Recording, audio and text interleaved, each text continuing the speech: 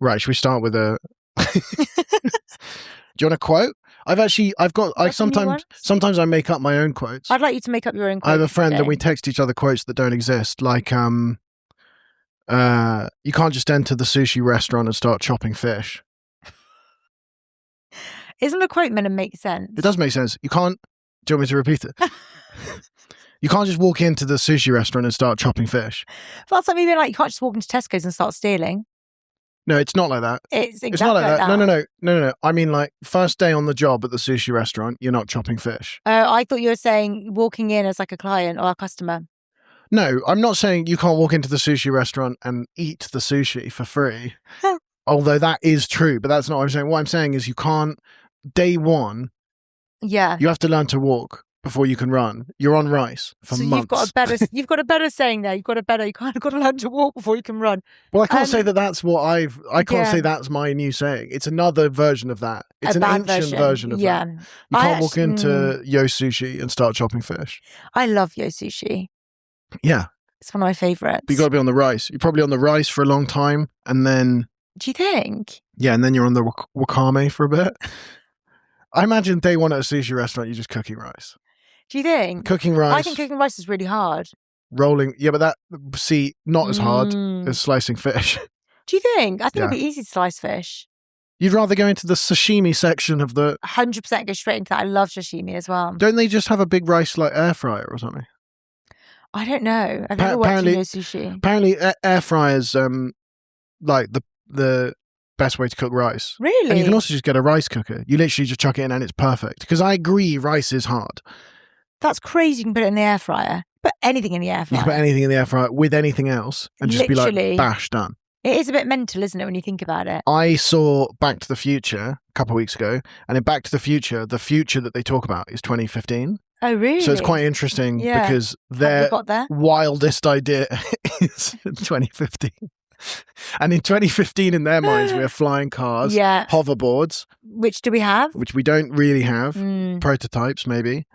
But they also have the big thing where they're like, wow, this must be the future, is they buy a packet. It's like a packet pizza that you rehydrate. I don't know if you remember this, but I never watched it. You've never seen it. They sit around, they have dinner, and they put it in this hydration machine, and it rehydrates the pizza in 2 minutes, and then the pizza's cooked. It's an air fryer. It's an air fryer. Wow, they invented the air fryer. They didn't know it. predicted the air fryer. What's funny is they have that, and they have like flying cars, but then they still have like jugs of black coffee at the diners. And it's like, well, you haven't really been that creative with your imagination. Although I guess that does still exist. That does still exist. But they're also still wearing like Levi jeans. I'm like, I don't understand how we've flying cars though. We've gone flying cars, but we're still on bomber jackets. Isn't a flying car just a plane? There's something in that. I think that was Descartes, wasn't it? You would think that, honestly, the start of this podcast, you would think we were high, and I wish we were. We start with philosophy on this podcast. Yeah, we often move into economics and politics. It starts with nonsense and it ends with nonsense. I think it's quite existential, our podcast. We think about big ideas. Don't laugh at that. Yeah, so big, so big. Well, I'm always thinking big ideas. I'm always thinking meta. Yet to see it. If that's your big idea, is like you can't go into a sushi shop and cut the fish. So you can barely get through it because it's such a complicated idea. You can barely say it in a smooth line. No, the problem was I wasn't really listening. You're not cutting fish on day one at the sushi restaurant.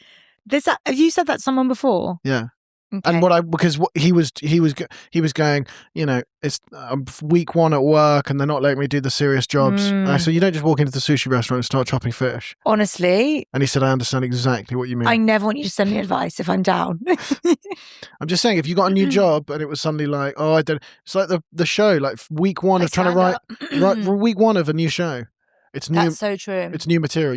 It's horrible. You don't have the emotional pull day one. Week one of my show was actually like a TED talk, but now I've done 3 and it's actually really good.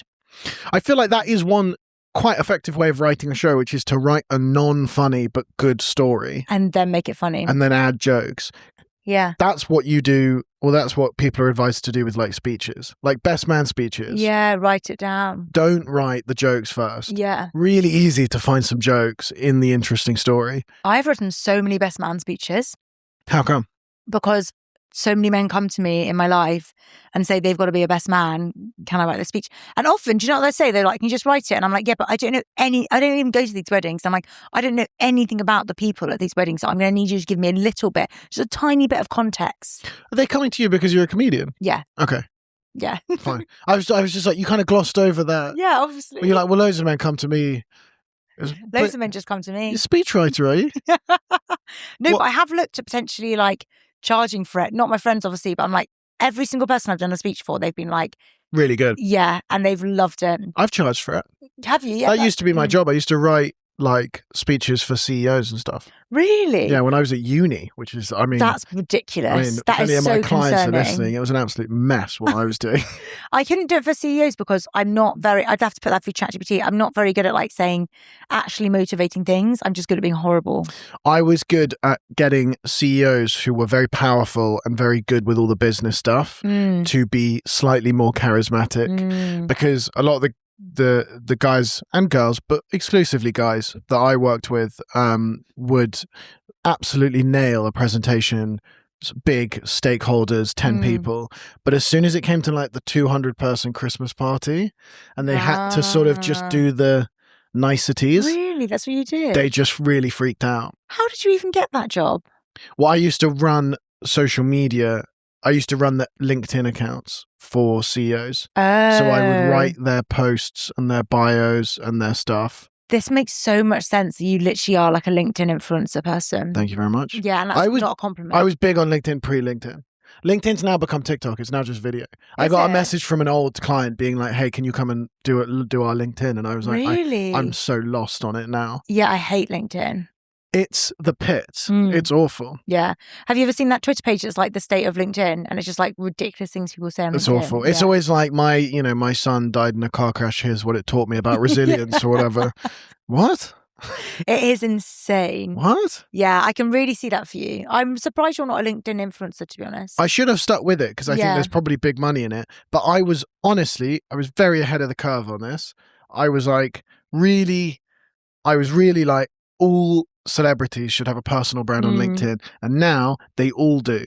What celebrities? They all do because like all of the ones that have businesses, it's actually quite an easy place to go and get a lot of attention. Yeah. Because you're not competing with other influencers. Interesting. So, someone like Jamie Lang, who's got, obviously he's an influencer, but he's got businesses. Yeah. He can just get someone in his team to repurpose some of his content onto LinkedIn, build a big following. And then when it comes to hiring a new Candy Kitten social media manager, I don't know if he's doing this, but I'm just saying then it's just like, well, Jamie Lang's got 100,000 followers on LinkedIn. Yeah. Done. Okay, that makes so much sense. Okay, interesting. Maybe I should start posting on LinkedIn. I hate LinkedIn. There's a gap in the market for especially some of the corporate comedy. Yeah, but I mean, I would do the corporate comedy for the money. For the Moonani. Yeah. On my LinkedIn, actually, my header is a picture of Zempic and my job is skinny icon. Is it? Because that's how much I don't give a fuck about having a career. Did you have a job before comedy? Yeah, I did. I had a proper serious job. What did you do? Well, I say serious job. I worked in advertising. I worked at Lab Bible and I worked at BuzzFeed. That's a serious job, is it?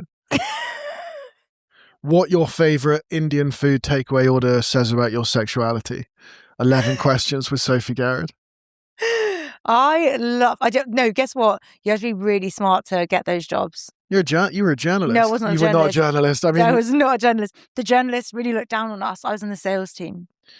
Okay, I actually do respect that. Yeah. As long as you weren't on the content. I once got in trouble because I wasn't even allowed to, basically I'd like pitch to clients, but I wasn't even allowed to come up with the ideas. And often I'd just come up with the ideas on my own and sell it in. And I once came out of a client, I did this thing. It was for that new program, that old program now, Righteous Gemstones. Oh yeah, of the Sacred Mind or whatever. Yeah, and I was like, why don't we make memes? And it's like Americans like, I love God. And I sold that in thinking that was fine. Yeah. And then I got in so much trouble. They're like, you can't be saying things like, I love God on social media as a joke. Well, you can if you're the president of the United States. That's true. Different when he does it. It's different when he does it. BuzzFeed, what are you doing?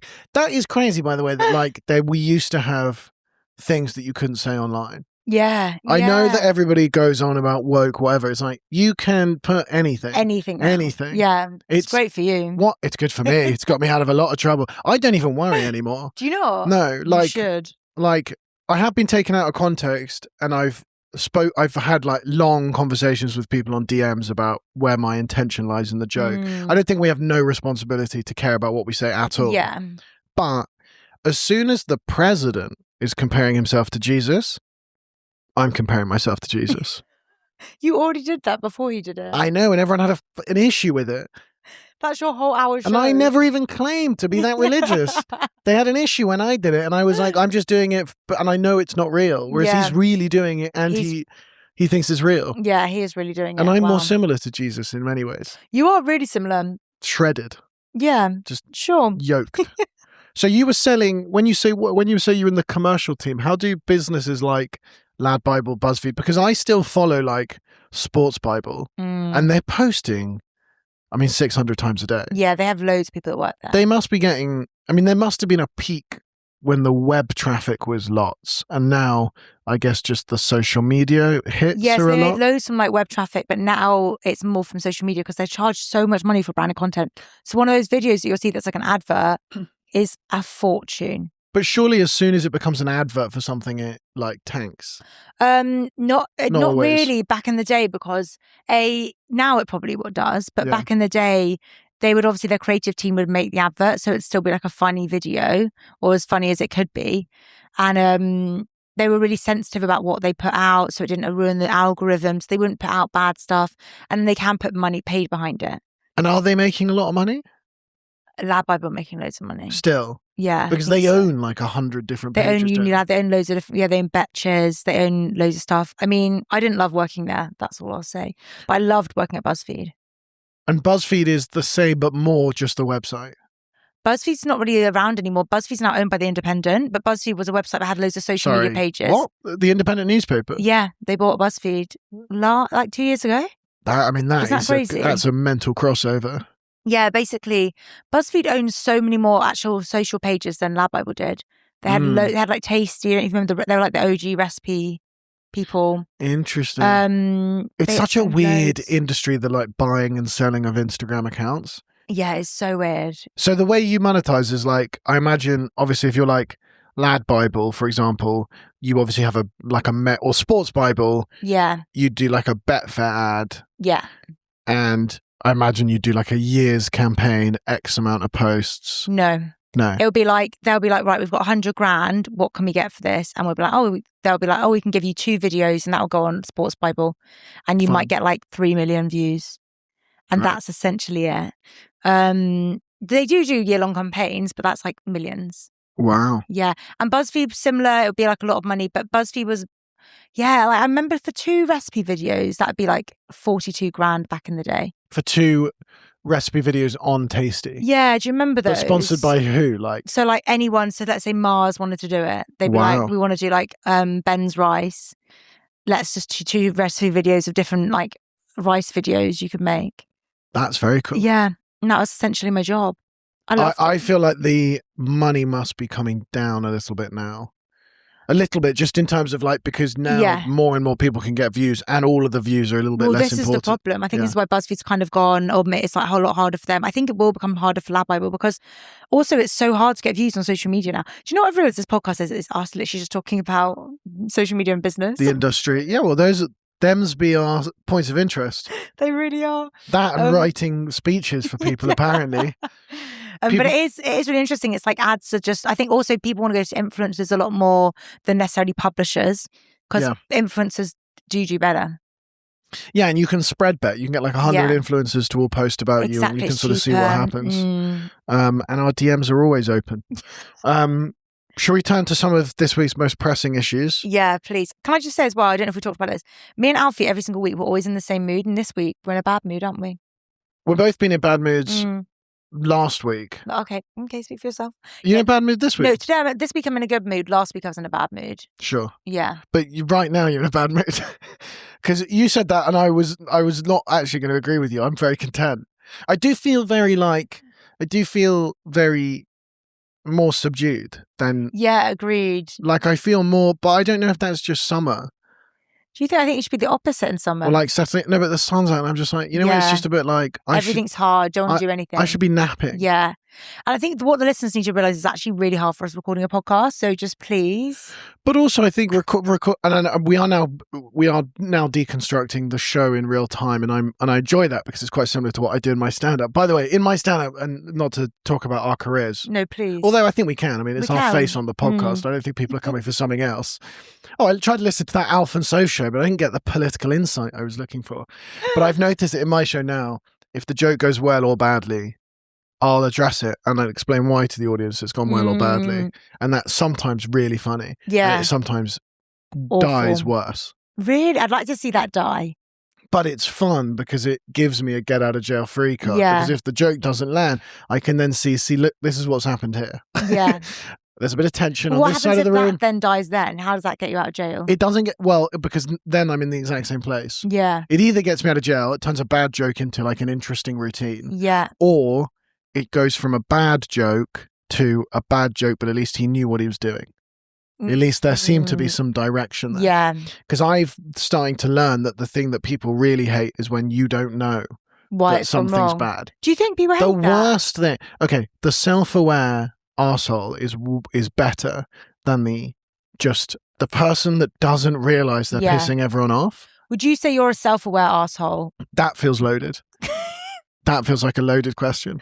Well, yeah. Would I say I'm a self-aware? I'm the most aware of the things about myself that would annoy people. Like what? Like my height. And The my way talent. you always talk about your And my height. talent. Yes, that is And- annoying. No, but like if I was in a social interaction and I say something a bit embarrassing, the person might be like, oh, that was a bit embarrassing or a bit much. I'll think about that for weeks. I'm more aware of the things I'm doing wrong than everyone else. Yeah. Rather than like less aware. I think everyone thinks that after social. Sometimes I get flashbacks of things I did like 5 years ago and I think, I don't want to think about that ever again. Yeah. Oh, 100%. 100%. And also I just hate that every part of our life is documented. So it's like worse. And I hate that, but that is our fault. It is our fault. And I take the responsibility.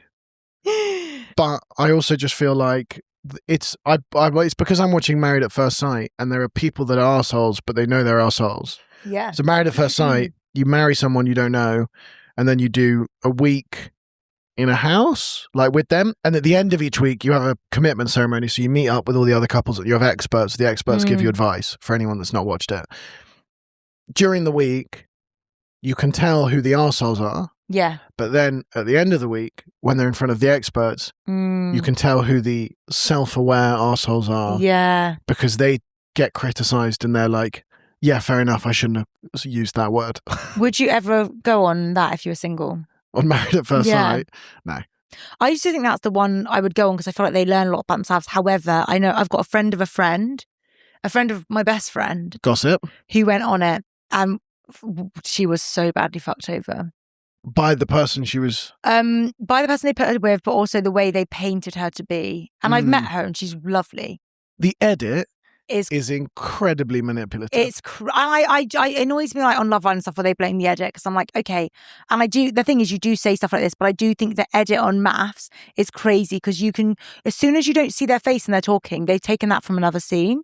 And I do think that's why, as in you don't see it coming out of their mouth. 100%. And when someone's talking and then it cuts to someone's expression and then there's like a really long pause. Yeah. You know that pause wasn't actually in the conversation. Yeah, it's crazy. Would you do, if you had to do Love is Blind, Married at First Sight, or Love Island, in order, which would you sign up for? Good question. I think I would do Love Island first because that's the best for your career.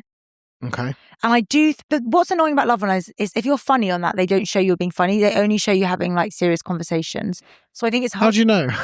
Because I watch it. I watch all of them.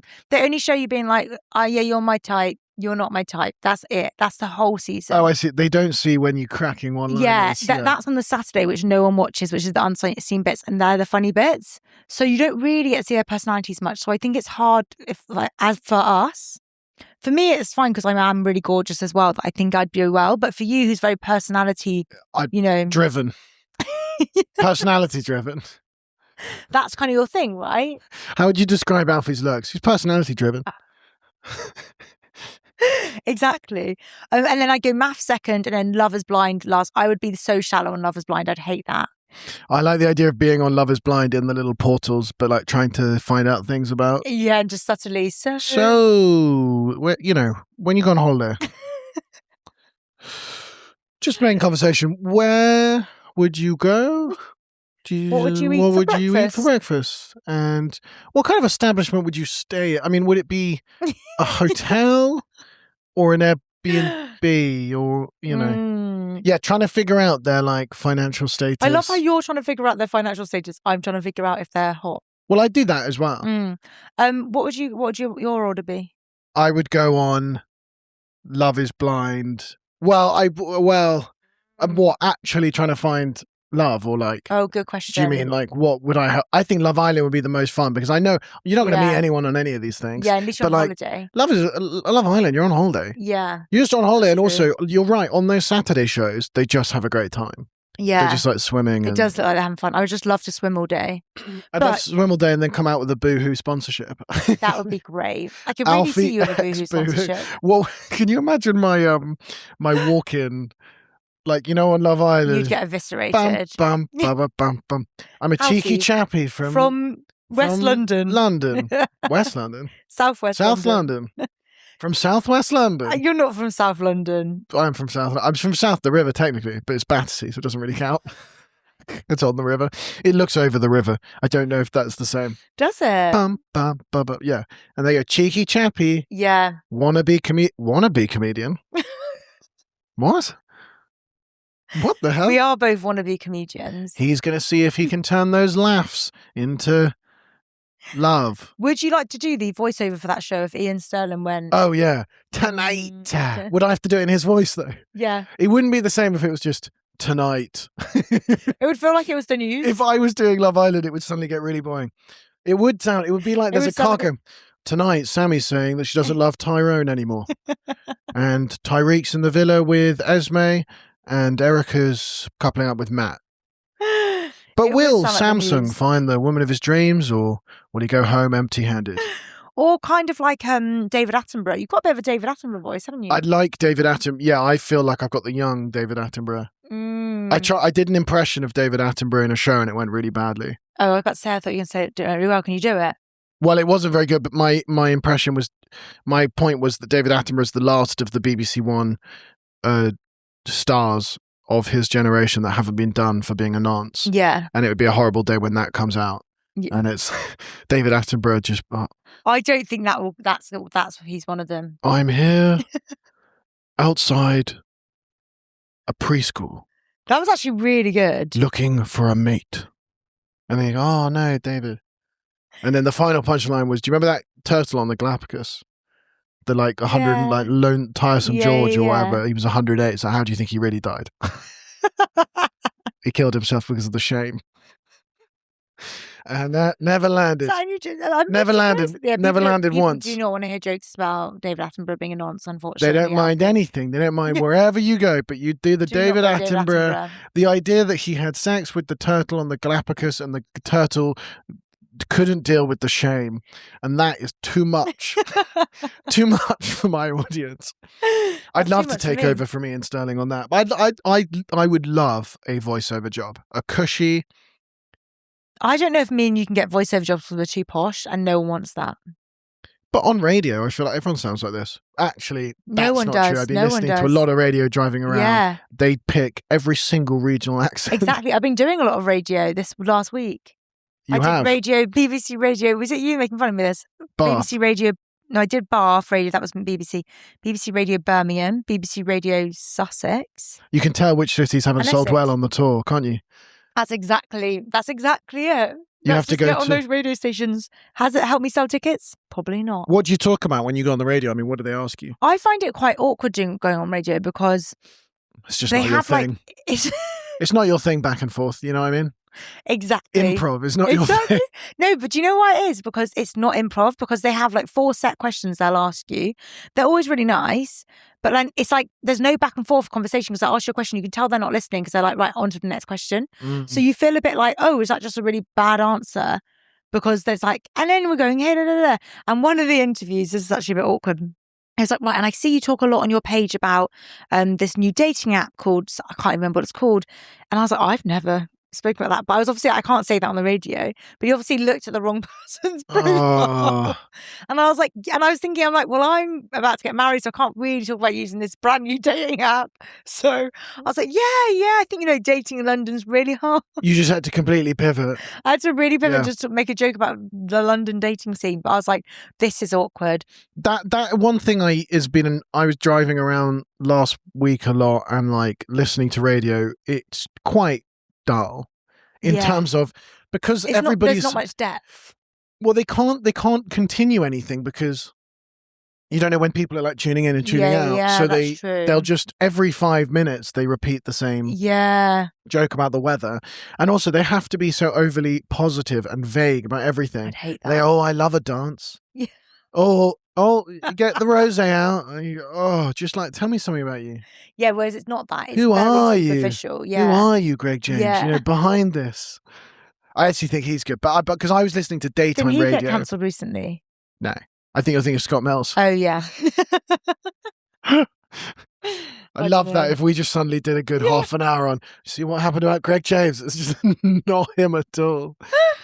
No, I hate the whole, you're going on holiday, you're going somewhere nice. And they go, we're going to Bournemouth. They go, but they have to stay positive. So they go, that's nice. No, it's not. No, it's not literally. No, it's not. And obviously my humour is to be savage. So it's really hard for me to be like, don't be savage or rude on the radio. None of my jokes land. And like, even one of them, they were like, okay, so you do these characters online. Is that what your stand-up is? And I was like, no, my stand-up is very much just me, like telling my story. Character. Sure. And then about a few minutes later, he was like, so how is it doing the character on stage? And I was like, okay, well, I'm not doing the character on stage. And you're like, you're just not listening. Yeah. No, well, they're not. Like this podcast. It's a bit like this. I completely zoned out for that past 20 seconds. But I know exactly what you mean. There's no ability to.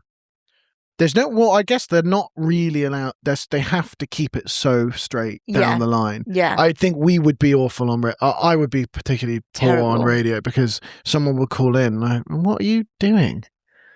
They'd say something, and they go, because they do that thing. Call in if you've got a grandparent older than 90 or whatever.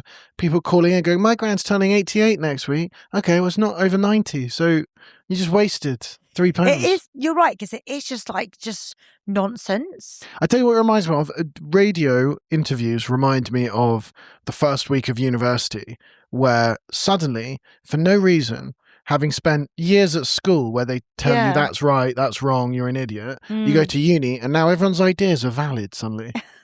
I was at a elite boarding school where every day you were told these are all the things that you've just written that are completely wrong. Really? Yeah, red pen, because you're 16 and they go, that's wrong, that's not what happened, that's not how it works.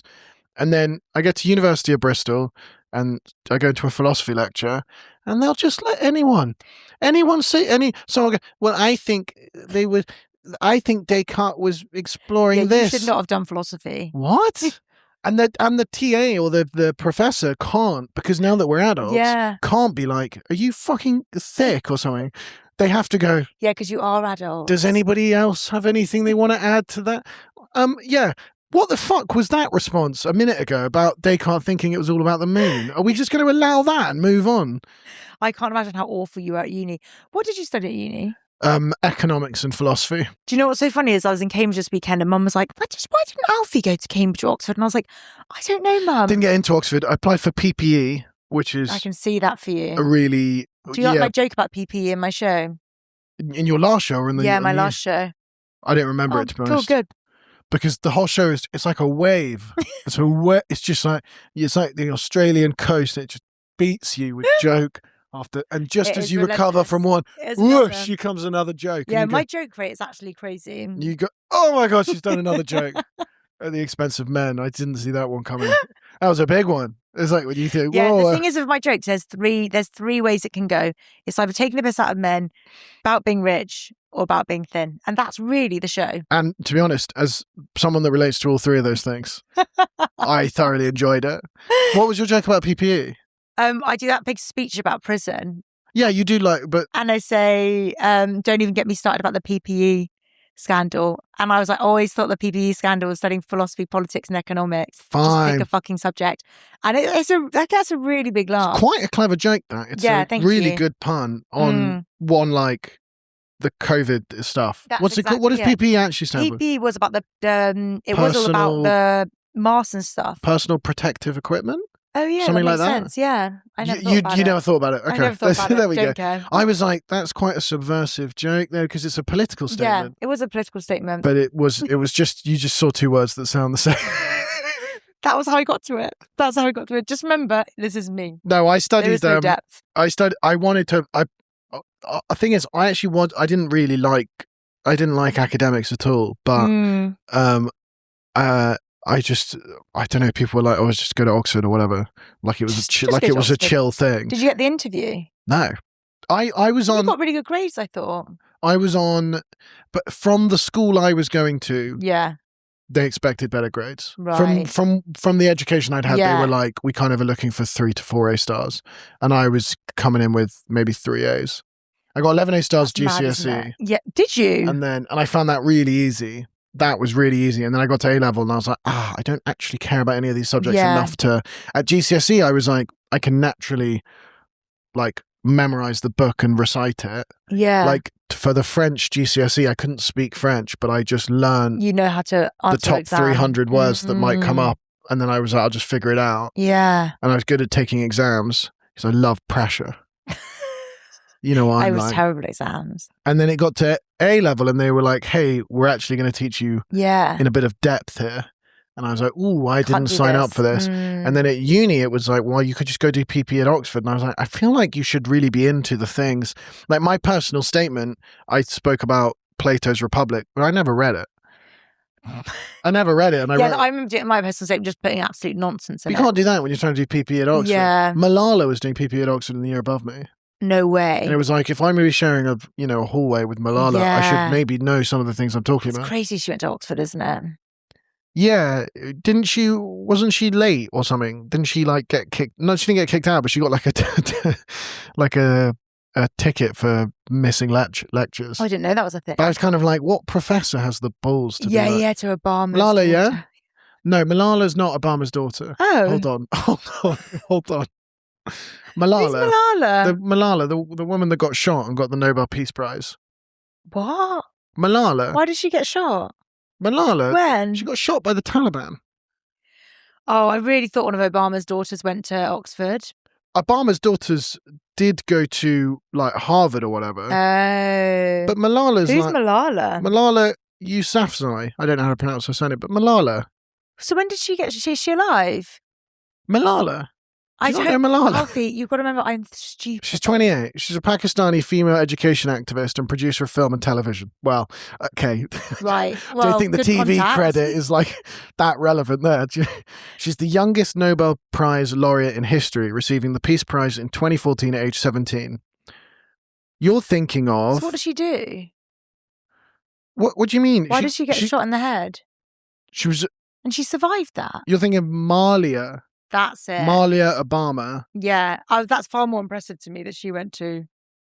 So wait. What, you thought it was... I was just talking about a nepism thing. I was competing with Malia I know what you're Obama. talking about is nepotism. Yeah. It's just me and Malia for the final spot. I wonder who'll get it. Okay, so she got shot in the head. Malia went to Harvard. Fine. Which is also pretty good. Yeah, that's quite good. She took a gap year, though. She's just like us. She's just like us. Malala got shot, I think in the face, but I can't really remember, by the Taliban when they were in charge. When that was you remember in 2014, Taliban was like a big thing. I feel like we don't talk about it as much anymore, but they really had a moment. And Malala got shot. She got the Nobel, and then she was advocating for like women's education, right? Okay, under Taliban rule, and then she moved to the UK. And now she just goes to like Davos and she does big speeches. She's kind of like Greta Thunberg, but like more gritty. Got you. She's actually she's seen war. Yeah, she's been shot. Okay, really interesting. Do you know what? I'd be terrible at one of those quiz shows on like, those TV shows like The Chase. After that, I'd love to see that because because you know a lot, but it's slightly off. It's like word association. Maybe I'm dyslexic. Like, you can make the PPE joke without knowing what PPE stands for. And I'm actually really impressed with that, because it's like, how could you make the joke without understanding the word? I think that's why I'm able to make. People always say you make such clever jokes, and I think it's because I'm stupid. I'm just a bit like, I don't get that. So then that's why I make a joke from it, and people think, wow, that's just so smart. And I'm like, no, I genuinely just thought that. It's really interesting, because I think what you're doing is you're making a lot of jokes, and then some of them get laughs, and you don't know why. All the time. And you go, I'm keeping that in. All the time. That's so funny. And like, also, I just like the idea that if you run the chase, you could say the wrong person, but it could almost get you the point. It would get me, yeah. Or like, have you seen that thing where it's like, which word could come before word, key, and something else? And they go, pass. And he goes, yep. What does IDK stand for? Oh, I don't know. Yep. Sophie ends up with, you've won £1 million. The fuck? I once went on did a pilot for a TV show where you had to cheat. On your fiance? Yeah, it didn't go down well. A pilot for that show as well. It's not even going to air. Just cheating for fun. No, I went on Temptation Island, but it's not even airing. Imagine it was just, doing the pilot for Temptation Island, because they would have a pilot. You have to love the game so much. You have to love. You have to love cheating so much to be like, I'm going on Temptation Island. Yeah, but not even. It's just a pilot. There's Do you no think cameras. if you went on Temptation Island, you'd pass? Yeah, I'd pass. Yeah, I just wouldn't be tempted. I wouldn't be tempted because, like, I'm attractive in real life. Do you understand the difference? I'm tall enough in real life. Yeah, you're fine. I don't need to go into a show. Your life is Temptation Island. My day to day is Temptation Island. So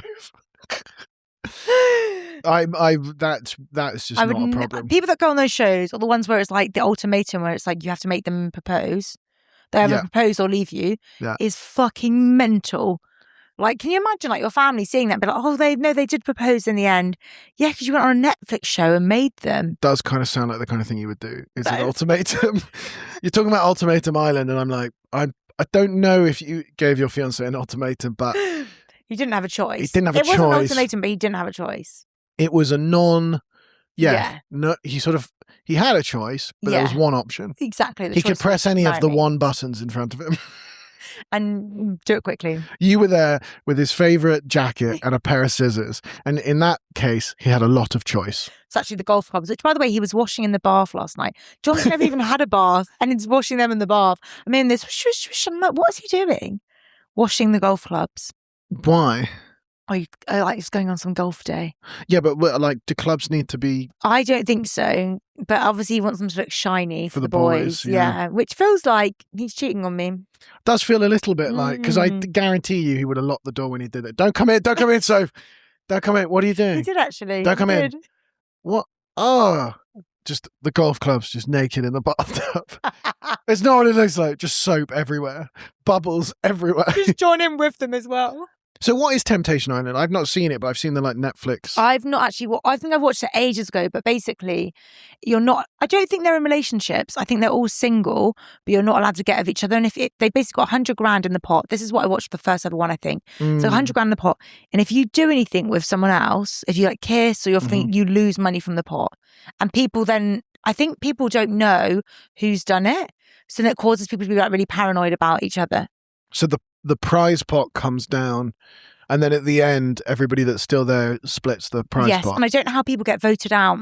I don't know how that works, but I'm assuming people do. Then maybe just like a group vote, because then they're trying to figure out who's being naughty. Exactly. And then they're like protesting. Yeah. Do you know what makes me want to watch it? I thought it was, is it Too Hot to Handle? I thought there was one. No, that's Too Hot to Handle. There's a lot of shows where it's just like, are you unhappy in your relationship? Well, then why don't you try cheating and see what happens? Yeah, Temptation Island is about cheating. Yeah. And then they all leave and they're like, that didn't really help. And you go, yeah, well, we've got TV out of it, so. But like, can you imagine the type of couple you have to be like, should we to both agree to go on that? Just break up. I personally think they have kind of broken up and they're like, why don't we just go on this? And they're like influencer people. That I can understand, but it's just like if you want to cheat, just break up. But you can just break up and there's no longer cheat. Like, just, I don't understand. I think men don't understand the concept of breaking up with someone. I'm not saying all men. I'm not saying you, Alfie. I'm very good at breaking up with people. Too good. I can imagine you're good at breaking up with people. Well, I don't know. I feel too much guilt. I just feel bad about it. I can imagine you sat there with like a pen and paper and just been like, look, let's just go through it. Should we go through your flaws? Should we go through your flaws? Quickly. Feedback. It's called an exit interview in business, and I like to take that into my personal life. Do you have quarterly meetings with your fiance where you go, this is what you could be doing better? No, but you know who does that? Who? You know the Brewdog guy and the girl from Made in Chelsea? James what? James Watts. I can't remember her name, Toff. And they say that they have to do a quarterly review of their relationship. That's insane. I mean, you mean Brewdog CEO and dodgy bloke James Watt and Made in Chelsea alum and I'm a celeb, get me out of here winner Toff. I mean, it is the wildest coupling. Wild. Have you seen their Instagrams where they're like on a beach together and they like just take the piss out of each other? Honestly, it's horrible. Me and Comedy James, Scottish James, do you know him? Shout out Comedy James. We've done quite a few videos on them. I think he's been blocked. I might have been blocked by them, to be honest. Well, that's funny because I could see Toff as being quite a big fan of your content. Well, she can't be called Toff. I think it's Georgia Toffolo, and that's why they call her Toff. Toff's a slur, isn't it? Toff for the posh people. Is it a Tory slur? I think no. If you call someone, I don't think you can call us. No, but like that's what I'm calling it. It's that's like when you're younger, it's like, they're a toff. They're a toff. They're a toff. But I think it used to be a good thing when you were younger. Speaking of toffs, one thing I've been keeping up with this week is that little Prince George is in September going to be going off to boarding school. No way. Now, which boarding school he's going to has not been announced, but it's really funny because all of the like magazines that love the royals, like Hello Magazine, they've all been like Prince George exits family or no.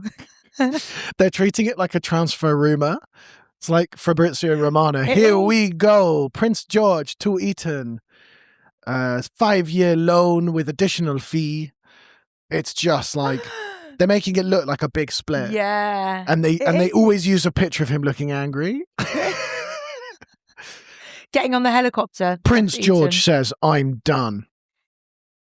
What? He's 13. He's going to school. He's 13. So he hasn't boarded up until now? No. So he'll be boarding from 13 to 18. They haven't announced where he's going. What school does he go to now, though? St. Thomas's in Battersea. Oh. Is that fancy? Right by me. Really? Yeah, he's about 2 doors down. No way. Don't, what's it called when you give everyone your address? What's it called? Right, this is a pop quiz thing, isn't it? What's it called where you give everyone your address? When it's like you can't dox, you just dox yourself. I don't dox myself. I'm within a mile of St. Thomas's Battersea. I mean, if you want to go knocking on the houses. That's how big Alfie's house is. It's 2 doors down and it's within a mile. Well, even worse. The front door is right next door, but my bedroom is on the other side of the park. I've never heard of that school.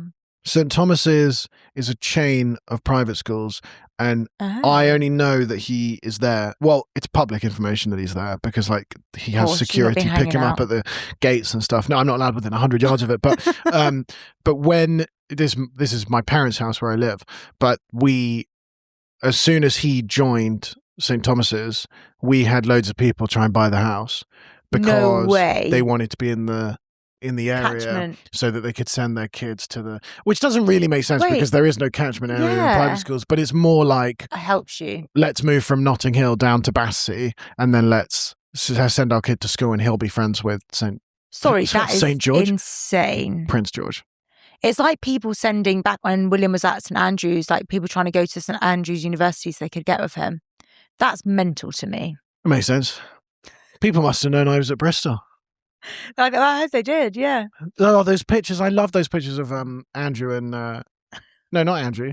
Oh, God. Wait, did you say Prince Andrew? Did I bring that up? You brought that up. I was just doing word association. Andrew do you love? I was doing word association with private school. No, with William and Kate completely off their nut coming out of a St. Andrews, like, whatever, nightclub. They need to do more of that because I think that will make them cool again. Bring it back. Like, I think we either abolish the monarchy or they make get it cool. Fucked up. Like, this is it. Like, use it. Yeah. Yeah, I am the king. Yeah. I want to see Be pictures fun. of like William and Kate on a beach, and he's written like King Wills in cocaine on her chest. You know what I mean? I'd like to see that. Oh, but remember back in the day when they used to go to that, is it Tiki, that club? In like on the King's Road. 151? I don't know, but they used to have these massive treasure chests of alcohol, and I remember thinking, I cannot wait till I'm old enough to go there. That's cool. It was so cool. I Harry would always be saw there. future King Prince William in a nightclub once. No way. What Quite nightclub? a schnazzy nightclub. Can you name it? I don't know if you're under It's called- NDA. I'm not under NDA. It's called 5 Hertford Street. It's like a big, expensive members club, and then downstairs there's a little nightclub No way. called Lulu's. Oh yeah, I've heard of Lulu's. And what was happening? What was he doing?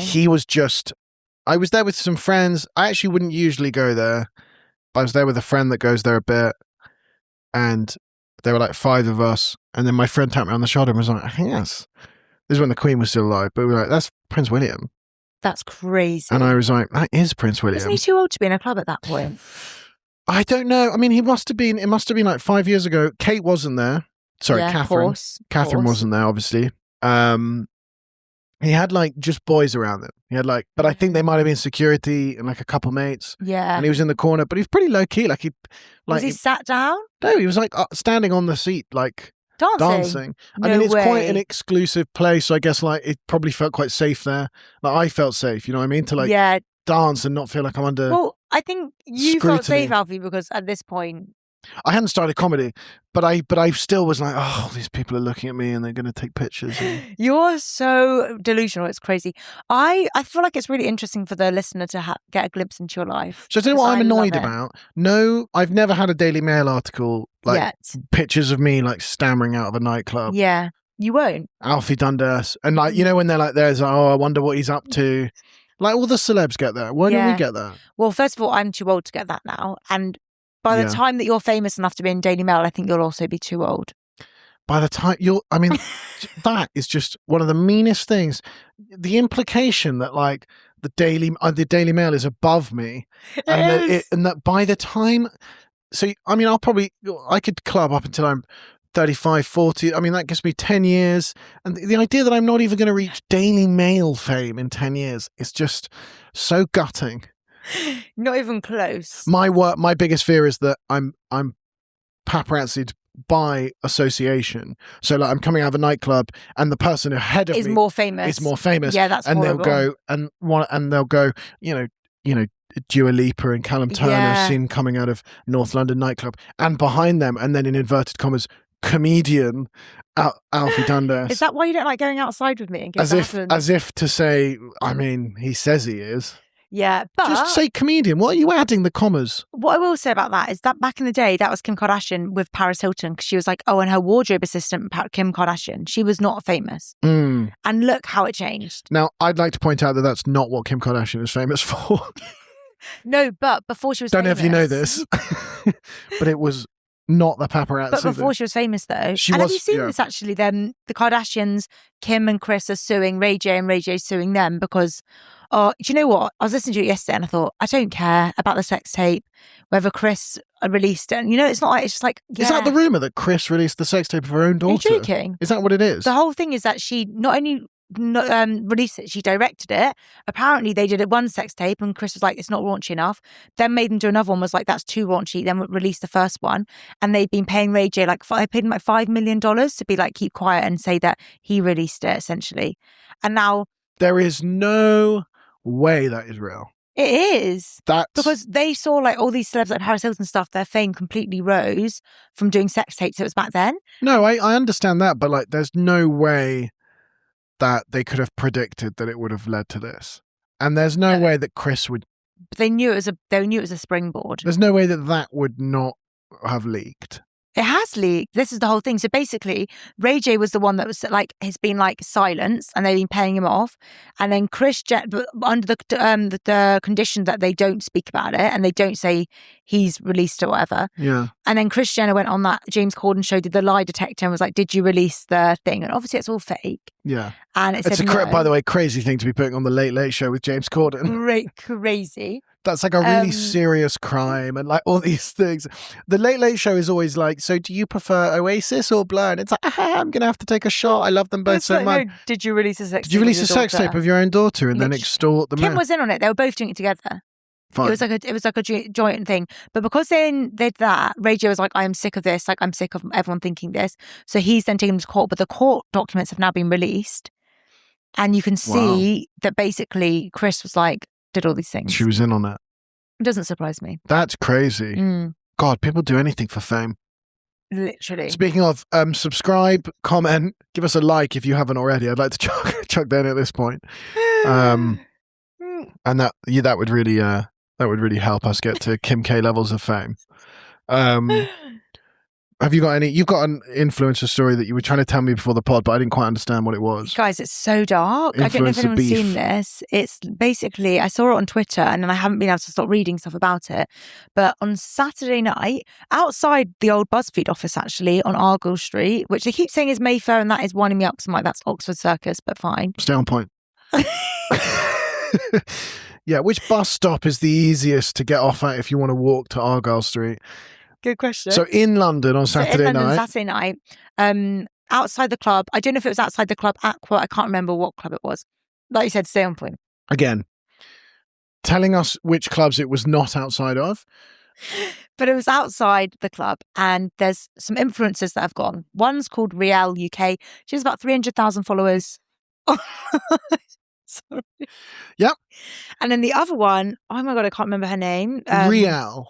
So we had Riel. Let me just get the other name up because it is actually really important. Okay, I'm gonna recap this, and we'll cut for time. But we got two influencers outside a club not in Mayfair, but in London. Yeah. Okay, and we've got one's called Riel and one's called Claudia, and they've got their friends with them. So all it starts with is there's a huge fight outside the club, and all these girls are fighting. It does feel like it's 3 girls on Riel. I think Riel might be there on her own. I don't know if she's got friends. And they're fighting. Riel goes to go get in her car. They're all like swinging punches. Everyone's filming. Everyone's laughing. Riel goes to get in her car. One of the girls slams the car door on her, and then Riel loses it and runs and starts punching them, like falling over, and it's just like carnage. And then Riel finally gets back in the car.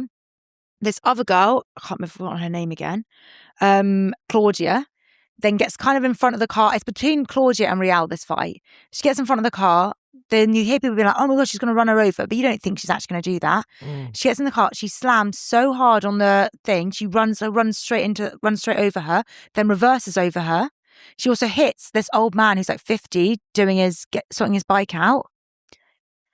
Okay. I'm pretty sure Claudia's dead.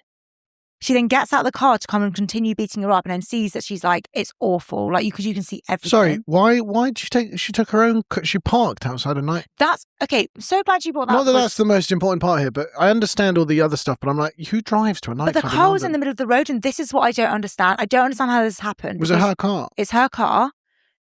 I'm like, so she's either left the club to go get her car, or she's parked on the road. I don't really understand. I'm really confused by that. 2 influencers are in a nightclub. We don't know if they know each other. They do know each other. They used to be friends. Fine. Apparently, the rumour is, there's 2 rumours. One's it's over a man, the other it's because Claudia unfollowed Riel.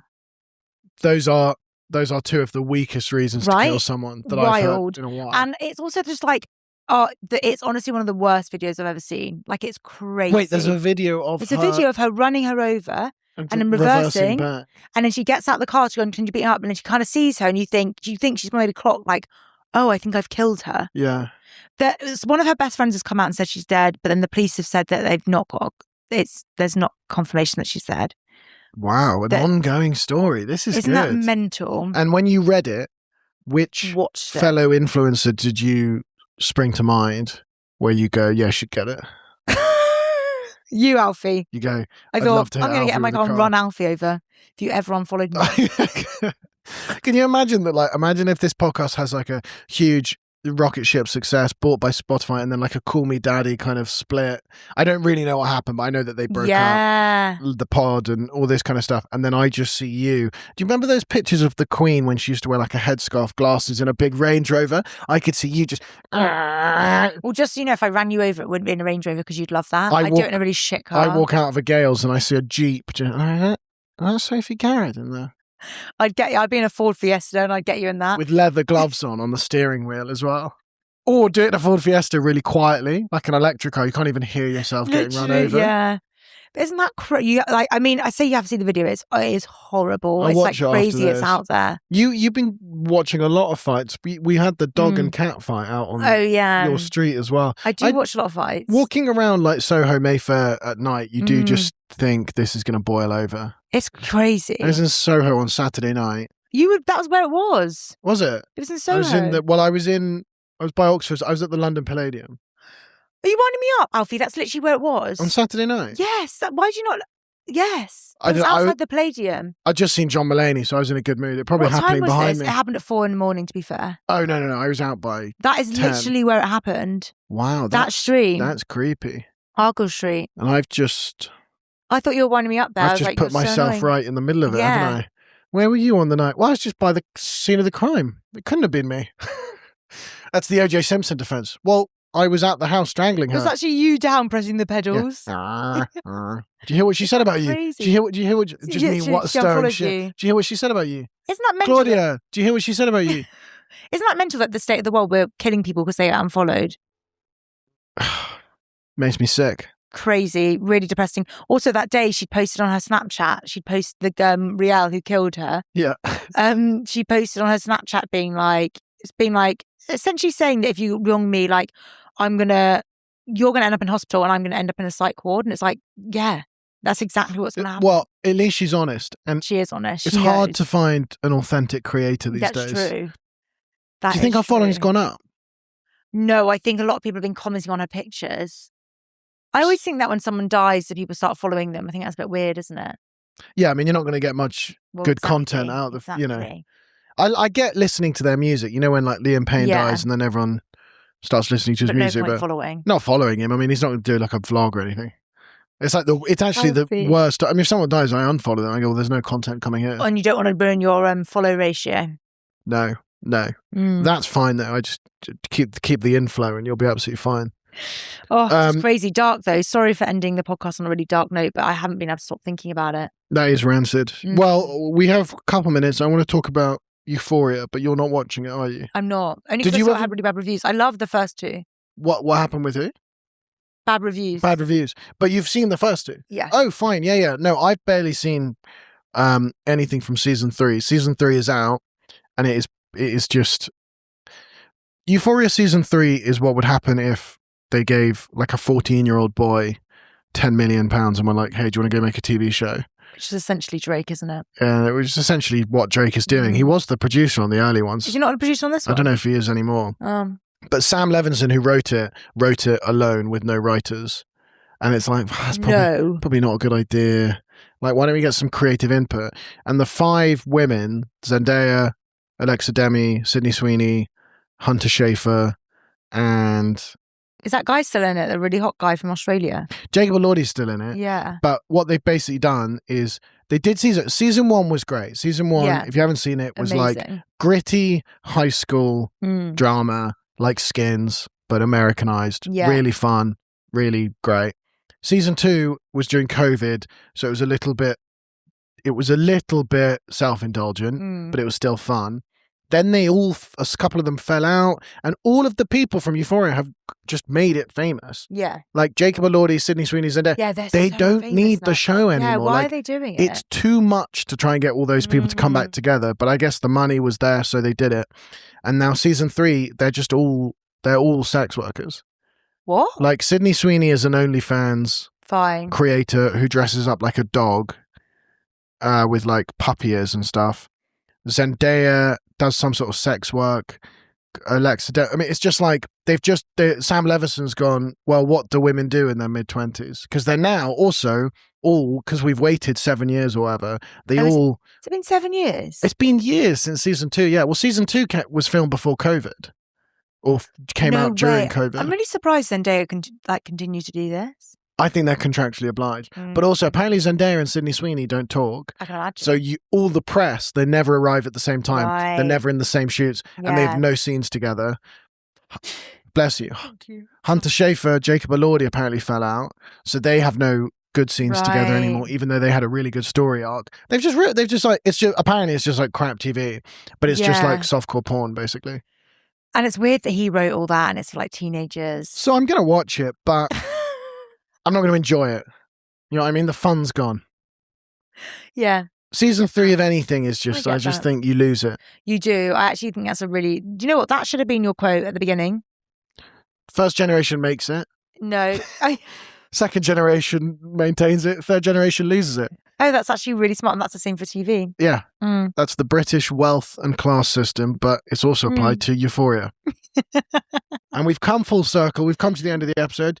Go and see Sophie on tour. Sophie, where are you next on tour? Because Birmingham. You're going all over the place. And then I'm also Birmingham, Edinburgh, Cambridge, Surrey, don't know if it's in this order, Southend, Brighton, London, Bristol. All the big ones. All the biggies. South of the border.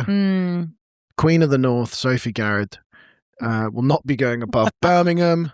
So if you live anywhere above Birmingham, come down to Birmingham. Please come to Birmingham because no one's coming to Birmingham. If you live anywhere in the Midlands, anywhere in the north of England, Teesside, if you live up in Scotland, you can go to Edinburgh. If you live anywhere north of Edinburgh, you can come down to Edinburgh. And if you live in any other country, you can get a flight in. You can also see Sophie and I do new material on the 10th of June. Those are now on sale on my website. I'll put them in description, make it easy I'm excited for for that. people. I need to add the link. Oh, I have added the link, yeah. You need to add the link somewhere. I think I have. Okay, well, you can get it on mine or Sophie's website. Yeah. Go to mine, though. I could use the SEO bump. And we will see you next week. See ya.